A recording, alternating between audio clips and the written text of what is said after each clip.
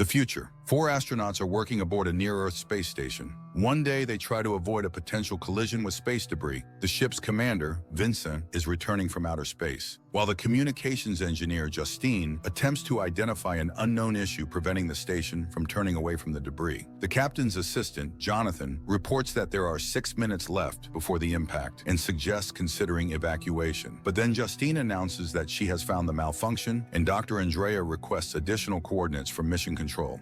After receiving the coordinates, Jonathan activates the engines, and the station obediently shifts away, allowing the debris to pass harmlessly. The crew celebrates the successful conclusion of their 500th day in space. Exactly the same number of days remain until the end of their mission. The scene flashes back to the day of their launch. The president of Quebec addressed her citizens, urging them to take pride in having launched a groundbreaking scientific and psychological project where 4 astronauts would spend 1,000 days aboard a space station. The expedition would be commanded by Vincent Kohler, the second human to have set foot on Mars. During a severe global crisis marked by resource shortages, many scientists turned their eyes to the stars. Quebec, one of the few water-exporting countries, drew dissatisfaction from others. This spurred the decision to search for water in space. One scientist collaborated with a private American firm and directed his attention to Jupiter's moon, Europa. Beneath its thick ice crust, water, and possibly life, could exist. A space probe was sent there, paving the way for a future manned mission.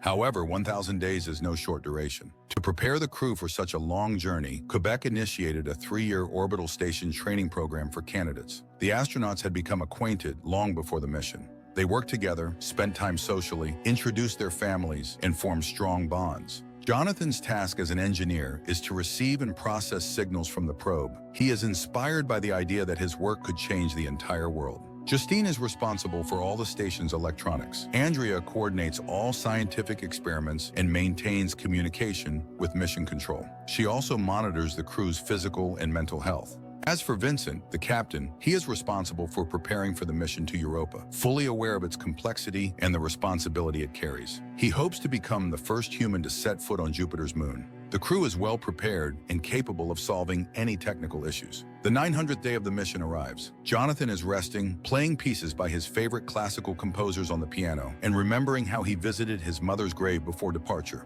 Suddenly, a signal from the probe sounds, and he rushes to his workstation, calling the others shortly after. Fresh water has been discovered on Europa. Time passes, and this news spreads across Earth. The discovery of unlimited fresh water reserves is the greatest achievement made by Quebec's probe. Previously, it was believed that the water on Jupiter was salty, making this revelation groundbreaking. The president awards all those involved with medals of honor.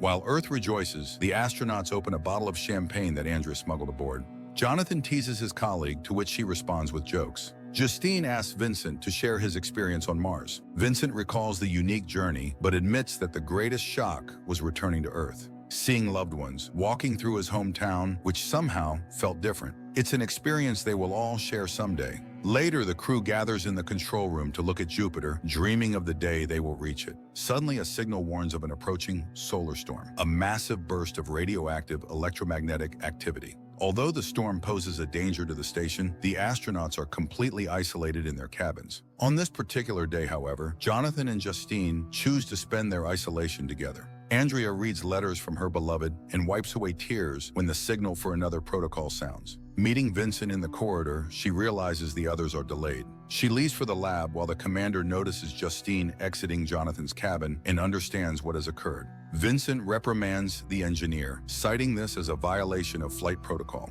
In response, Jonathan reminds him that just the day before, the entire crew, led by the commander himself, drank alcohol, something completely unacceptable aboard the station. At that moment, they are interrupted by a distressed Andrea. The astronauts hurry to the kitchen, where the monitor shows Montreal engulfed in explosions. The news anchor reports that blasts occurred in the subway early in the morning when it was crowded with students and workers, resulting in hundreds of deaths and thousands of injuries. The president promises to find and punish those responsible for this monstrous crime and urges compassion for the families of the victims. Later, the crew receives word that their families are safe, except for Vincent. His son is severely injured and currently in a clinic. Rumors circulate that the attack occurred because of their discovery, and communication with the crew has been limited. However, the astronauts cannot abandon what they started, as it is humanity's last hope. Vincent tells the others that after 1,000 days, another crew is supposed to replace them. However, tragedy has struck. His colleague and backup, Xavier, has died.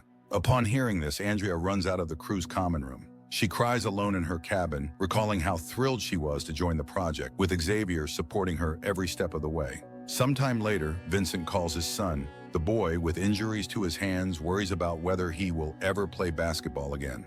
Vincent reassures him, reminding him that he is his son and will recover. Meanwhile, Jonathan teaches Justine to play the piano, noting that she is improving. Suddenly, all communication is lost, and Justine goes to check the systems. At that moment, Jonathan calls the crew to the observation window, where they watch in horror as explosions bloom across the entire planet. They try to contact Mission Control, but there is no response. Vincent orders messages to be sent across all frequencies, but no one replies. Justine notes that nuclear explosions have occurred in all major cities, including Montreal. At that moment, the German space station responds, but they know nothing either and have also lost all communication. Vincent orders radio silence, as it is clear this is a war. Jonathan suggests evacuation, but Vincent asks, "Where to?" and reminds them of their priority, to follow the orders of Mission Control. Andrea reminds him of their families, but the astronauts are powerless to help them. 6 days pass. The astronauts gaze at the dark Earth, where not a single light burns, remembering their loved ones.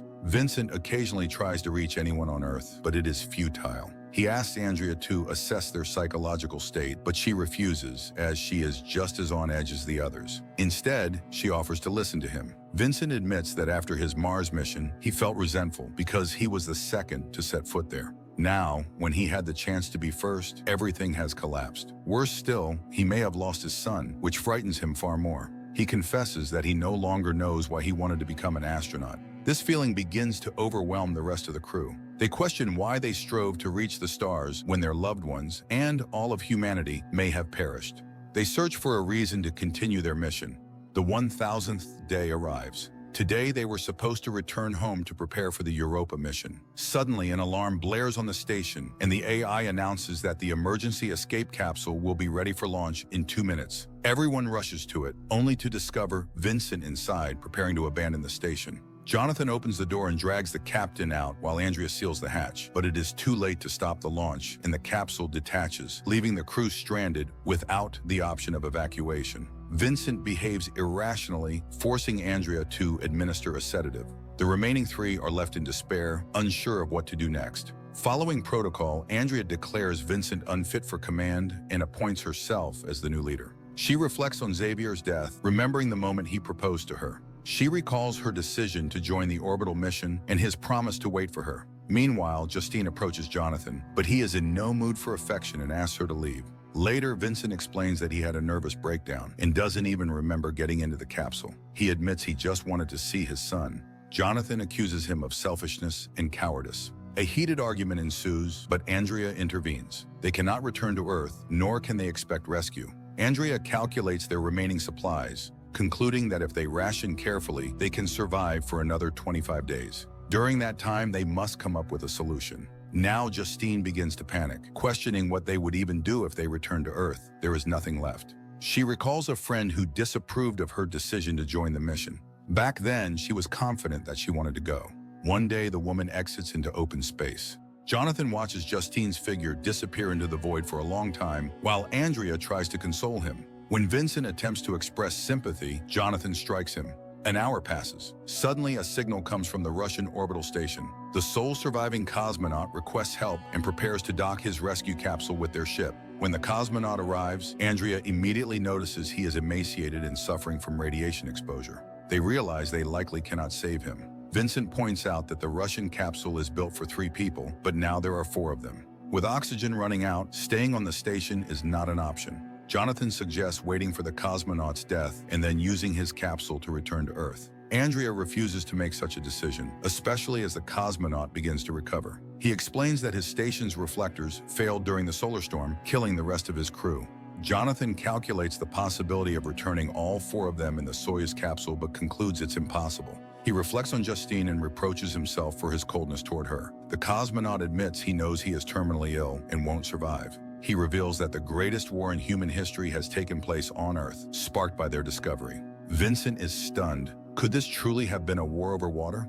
The cosmonaut laughs, calling them naive, and explains that water was merely a pretext. Jonathan examines the data from Europa more closely. The crew notices something they had dismissed before: a massive, unknown object resembling an alien spacecraft on Europa's surface. Confused, they question why this discovery was hidden from them, while the Russians clearly knew. On Earth, the conflict was framed as a war over water, but in reality, Quebec concealed the existence of extraterrestrial technology. Vincent insists humanity must learn the truth. This ship could transform their understanding of the universe. He wants to know who built it and where they came from. Later, the cosmonaut thanks Andrea for her care, though he knows he has no chance of survival. Andrea cannot predict how much time he has left, even as Vincent pushes for an immediate launch. Jonathan reflects on his father's farewell letter, which he had avoided reading out of guilt. Meanwhile, Andrea discovers the cosmonaut has disappeared from the medical bay. She finds him near the evacuation section, where he realizes their capsule is missing. Moments later, Vincent and Jonathan hear Andrea scream. The cosmonaut, having discovered their plan, takes Andrea hostage and demands they open the doors so he can return to his capsule. Despite the crew's protests, Andrea gives him the code, but reminds him of those who might still be alive on Earth. Moved, the cosmonaut abandons his plan. The crew discusses their options. The cosmonaut suggests using the Soyuz capsule, but it is too old to land without assistance from Earth. Sensing his hesitation, Andrea reassures him that he will return home. Vincent volunteers to stay behind, blaming himself for the loss of their capsule. On the 1026th day, the crew prepares to depart.